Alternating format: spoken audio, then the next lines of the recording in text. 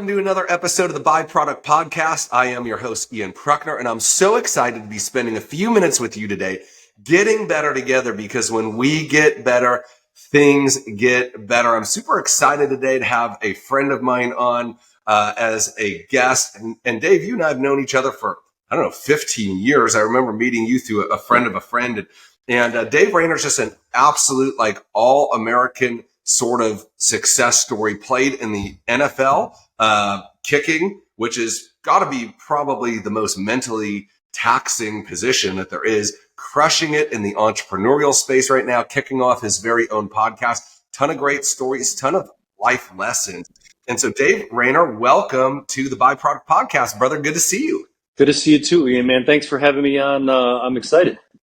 Yeah. So, I'll never forget meeting you the first time. I was actually training somebody in our business. And dude, you were, I think you were still in the NFL at the time, or maybe you were like finishing a season, looking at whether or not you were going to go into another season. And one of the things that I picked up from you, you're just a humble, quality human being, an incredible family. You love the Lord. And it's just like a really refreshing thing to see somebody who has made it to essentially the top of the game in competitive sports. There's tens of millions of kids that grow up dreaming of making it to the league. And here you are, you're one of those people, you're living your dream, playing in the big arenas, tons of pressure, big contracts, all that stuff. How did you not let that affect who you were as a person? That's a good question, man. I had a great upbringing and I had a great family. I had a really blue collar. My dad owned an auto repair business for 25 years. So I grew up working hard and, my dad made good money and we had a good, comfy life, I would call it, but you wouldn't know it if you talked to him.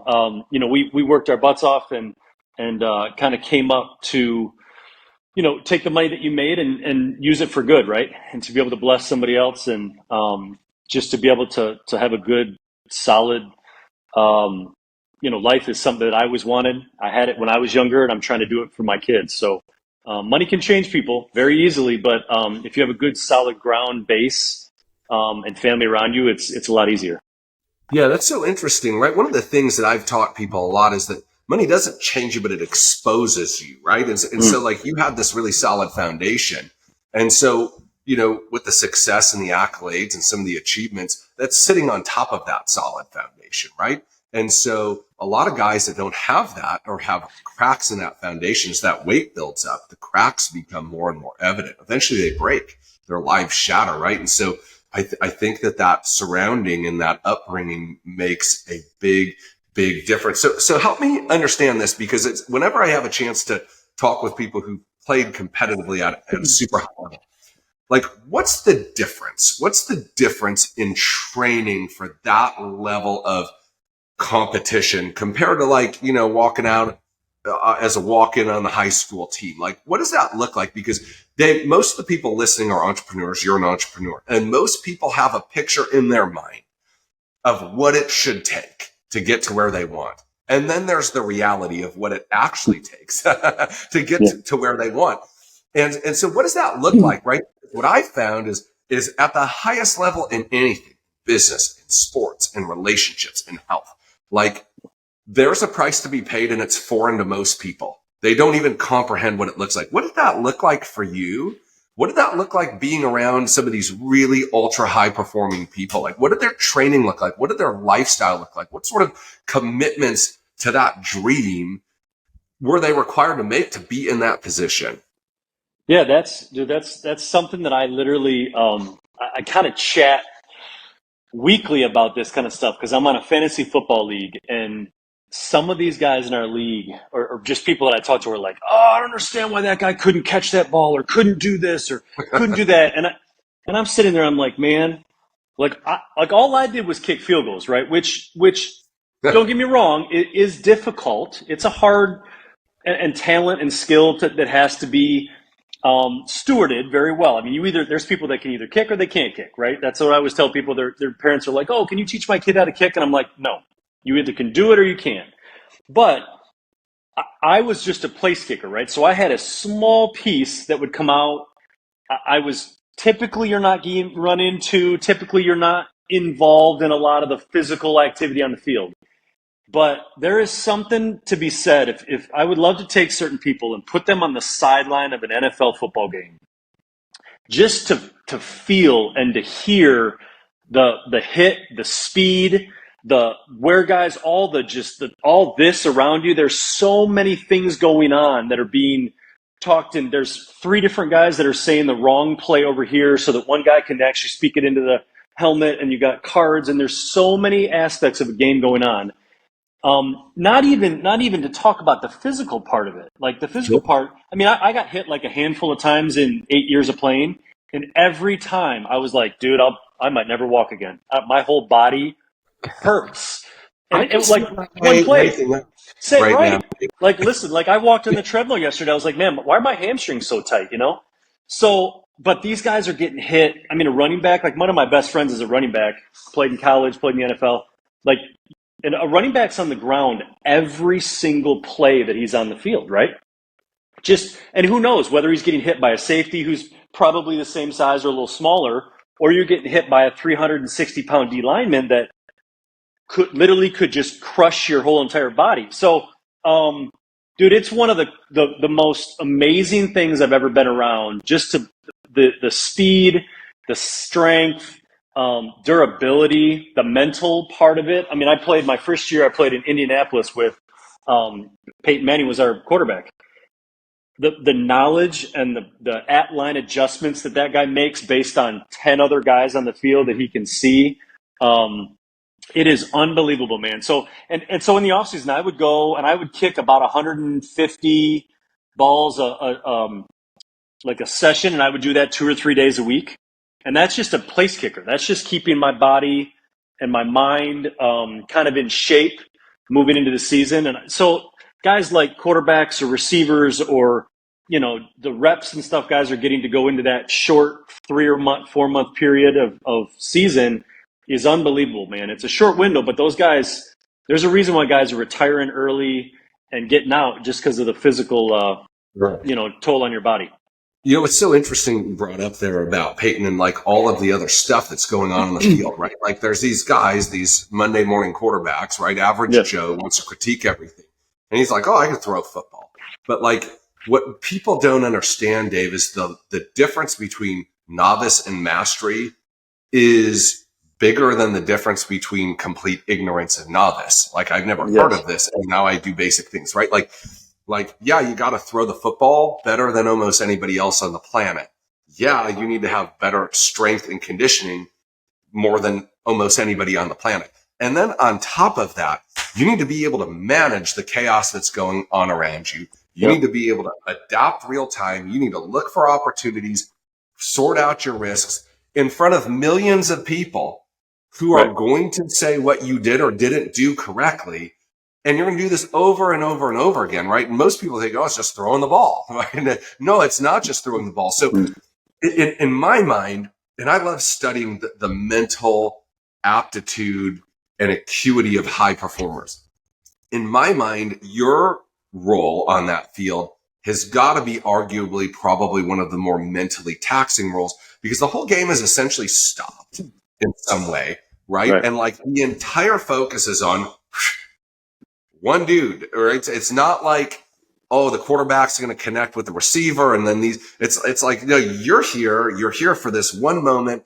It's generally a higher stakes opportunity here, right? This is like a scoring opportunity most of the time or getting, So how do you deal with the mental rigor there? Like what's happening in Dave's mind walking out there knowing there's a million people watching this in a stadium full of people you're visiting, everybody hates you, they're all booing, the entire arena is going wild to distract you.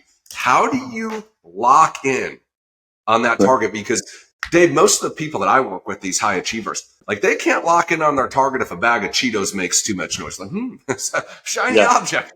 But like the entire world is shaking and you got to lock in and do your job. What does that look like? Take me to that place mentally. Well, so I think the old saying of like practice makes perfect, or nobody's perfect, but I think every kicker that I've ever met or been able to chat with or talk, or I still talk to, there was that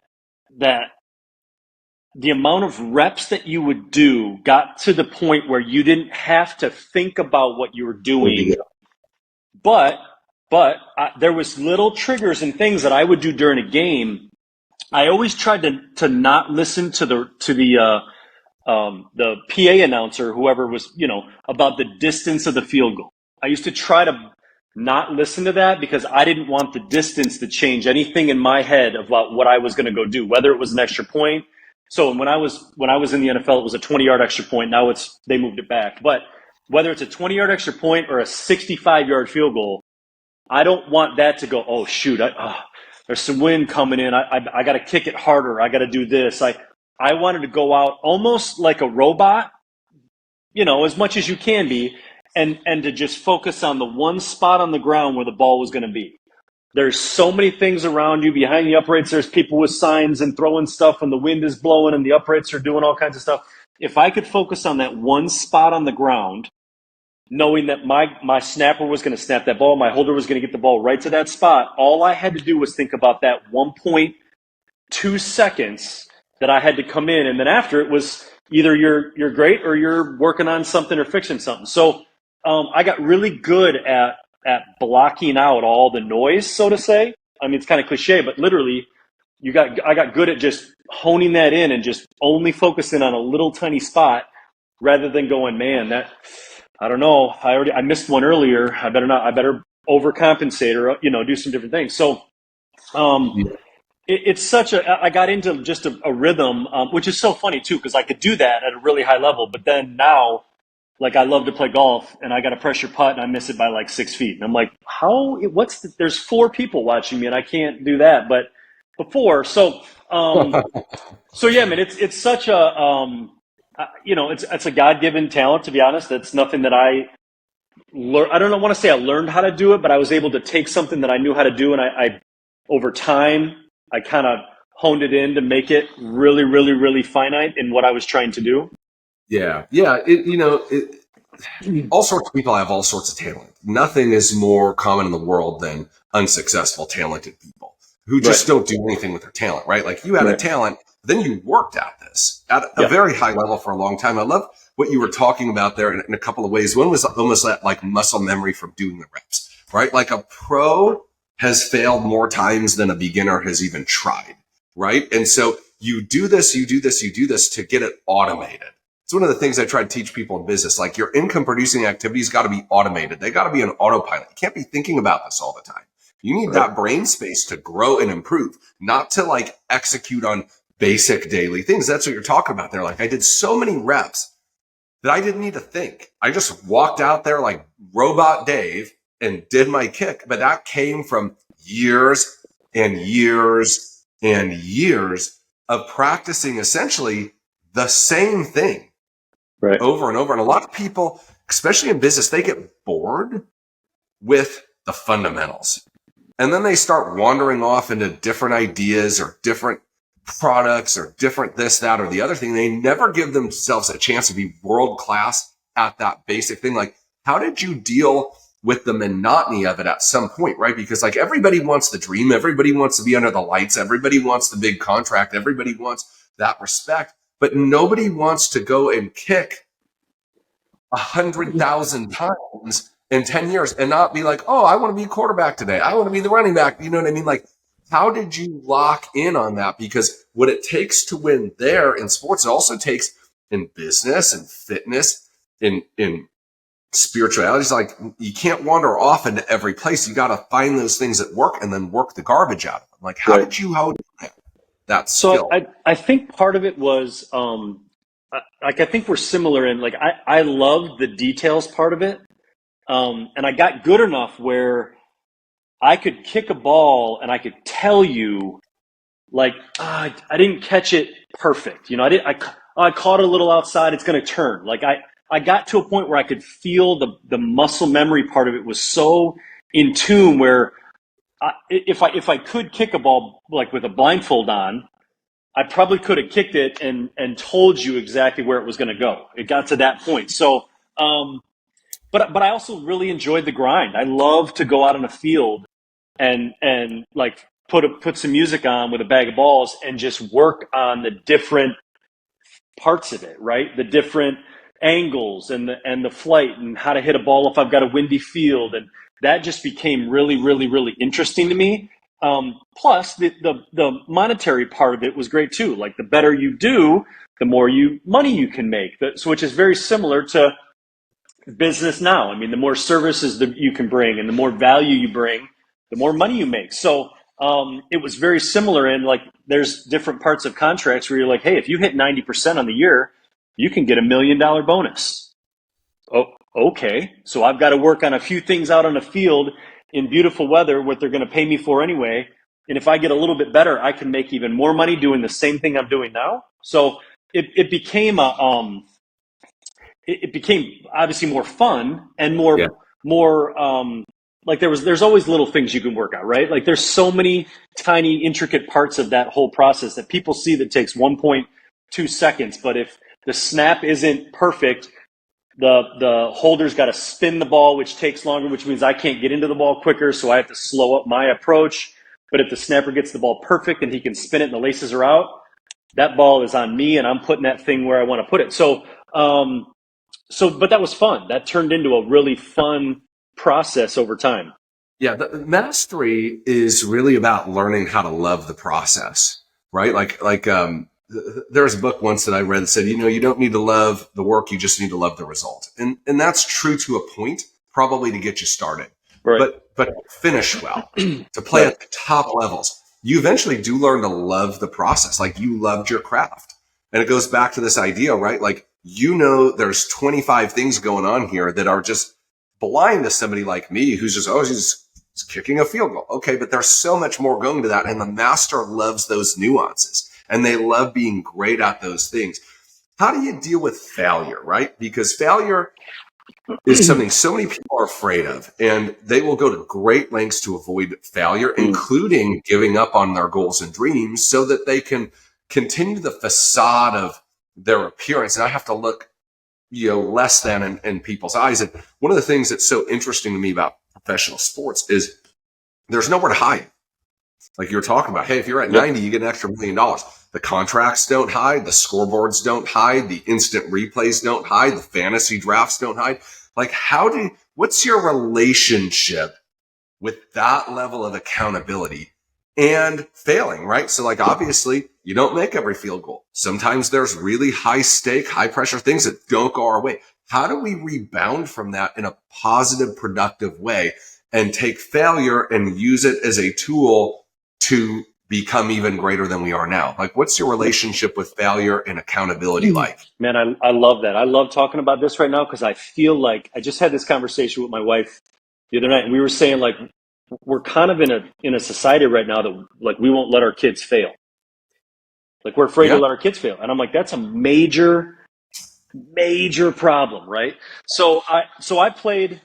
Technically, I played 8 seasons, but I played for I signed contracts with 11 different teams.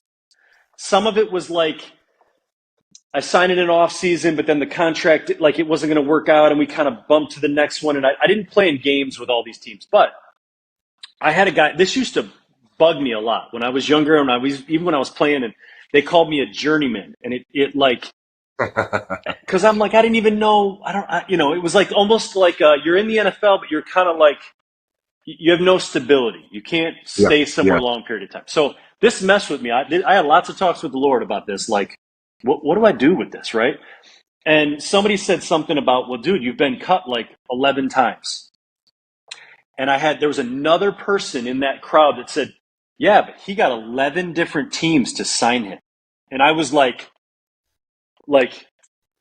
my head exploded. I went, yes. So instead of saying, oh my gosh, woe is me. But every time I went somewhere, I learned something there. I made a friend or a person that I even still use to these days, that I have a contract guy that I still contact that I met through the Buffalo Bills, like random people that I met throughout my process. And yeah, there was some heartbreak, and I got some bad breaks and some situations where like I finally won a job in Buffalo and was going to be the guy moving forward, and then I blew my hip out in the last game of the year. But I got my hip that I had a kind of a deformed bone in my hip. Didn't know about it, but I got it fixed with the Buffalo Bills for free. I did all my rehab. I basically, made myself not have to get a hip replacement when I'm 55. So it turned into a blessing. But I never watched the games that we won. I never really watched a lot of the kicks that I made. I would always go back and watch the kicks that I missed because I expected to make the kick, right? So if you make it, well, great. You hear the crowd will tell you if it goes in. But I would go back and look at the kicks that I missed because those are the ones that you can learn from, right? Like you're not learning from the thing you do well. You're learning from the thing you don't do well. Yeah. You know what I mean? So guys, right there's so much gold, Dave, right there. Most people don't want to look in the mirror at the stuff that didn't go the way they wanted to. They want to run the play they know. They want to have everybody celebrate them. They don't want to look at the stuff that doesn't go right. But we're not learning by listening to our self-talk. We're not learning by repeating the 5 things we know to do over and over. We learn when we lose. Right. Every loss brings with it a lesson. And if we're smart enough, we'll get that lesson so we lose fewer times, right? But so you're actually going there and you're seeking out this information. Like, let me go look at the bad ones. Let me look at the ugly ones. Let me look at the ones that nobody else wants to see so I can learn from them so I have less of them, right? That's powerful, you all. Winners, I want to hear your thoughts on this. One of the things I always tell people that work with me, my coaching clients, etc., is that winners in life run towards accountability. They run to the mirror. They want to know what's going to make me better. They're not interested in propping up the facade and propping up their ego. They're interested in being the best, whatever that means, whatever they got to look at, whatever ugliness they need to face back at and get control of, they do it, right? They do it. And that's such an incredible mindset. I love what you said too, like, hey, that perspective. Like, I've been cut 11 times. I've been signed 11 times. Like, which way am I going to look at it? And finding the relationships and the benefits everywhere you go, like that is the power of perspective. Yeah. Right. Like, and I didn't have that when I was there. Like when I was in the mix or in the situation, it was like this, but I'm better than that guy. But he did this or I did that. It was years later that I was like, you know what? When I was there, do you remember that guy that I met there that still did this or I did this or I worked this out over here or he was a guy that I met and his kids, I helped him buy a house. Like there's so many things that I learned late, because when you're in it, it's hard to see where the blessing is. But I remember I used to almost not be ashamed, but I used to make excuses. Well, I didn't really sign contracts. Well, and I would defend myself. And then I got to the point where I was like, wait a second, these people are asking me questions because I did a really hard, successful thing for a long time. That's why they're here. Why am I defending my failure when it wasn't they don't think it's a failure. Some of the people that are saying something, I'm not going to ask that guy for advice. Why do I care so much about what he says about me, right? I don't even know that guy. Why do I care if he says that, But the other side of the success and failure thing is I think that you'll have so many people, I have a daughter right now who's a really good soccer player. And there's so many people that come up after and they're like, oh my gosh, you did so good. And I love all that. I think it's absolutely good to create that positive mindset of listen, you're good at this, right? But, and I will do that too. But then I'm like, hey, what happened on that one play? Let's chat about that one that you remember when you did this. And then we go back and we talk about the things that maybe she didn't like, but nobody wants to talk about those things, and I'm really, really sure that I know when and how to have those conversations because I don't want her to come out of games and think she played poorly. But there's some things, hey, babe, you did a great job. But, hey, on that one, remember this? Remember we worked on getting our hips over here? How'd that feel on that? And we talk through these things, and then she gets talking about it. And the next time she's in a game, she has that same oh, yeah, we had this conversation, and they did this, and I'm going to go here now, So there's some things that I think you can learn, once again, because everybody is going to, I'm in Detroit, right? Everybody is a Detroit Lions fan. Everybody now. The team, they can't say enough good things. And I was 3 years ago, You could buy tickets at the Little Caesars over here. They were giving them away, right? Oh my gosh. I mean, Dave, I grew up in Detroit, right? That's where Yeah, we're both. yeah, And yeah, I mean, like this has been a giant turnaround, right? Like for my entire life, it yeah. was like, Unbelievable. people couldn't pay you to go see the Lions. Yeah. But I'm saying, that's what I'm saying is there's so many people now that are like, what, but I'm sure in that building they're going, hey, remember where we were a few years ago? Let's make sure we stayed tight because everybody's going to tell you how good you are. But the real friends or the real people are going to say, hey, you know what? We probably could work on a few things, So that to me is something that I think is so important, and it's so lost right now within social media and everything. Everybody's going to make it amazing because everybody wants to feel good about themselves, and they're part of it now. And everybody who's a Lions fan is like, I'm part of the Lions. I want to feel good. But where were you when they were 0-16? When they were selling nobody would go to the game. It's so good. It's so good. So talk to me about parlaying success on the field into success in business. Last year I had your best year ever, right? Yep. So what are those things that you're like, hey, you know what? This in this area of life has parlayed over into this new season of life. What are those one or two or three things that you're like, this prepared me? And for somebody that doesn't have that, how do they go get it? Yeah. I mean, I think it's what I'm learning right now, and I've been doing this a while, is like staying in your lane, right? I think that's something that's been really important is like I have a skill set in real estate that is, I'm honed in on it. I know that I'm good at it. But there's about 47 other things that are part of real estate that I'm not great at. So Dave, like 2 years ago, was like, oh, I'll figure that out. I know how to do this. I can do all this. And I did like a bunch of things okay.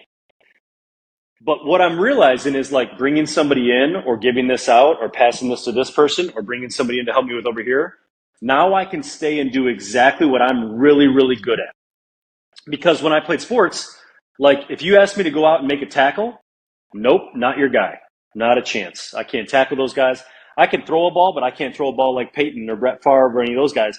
But I knew how to kick and I stayed in my lane, right? So, but it took me, 8-9 years out of the NFL to figure out like, I got to stay in my lane in real estate. So knowing what you're good at and knowing that you can hire the rest of the stuff out, or not even hire it out, but just ask for help. That's something I struggle with, is asking for help.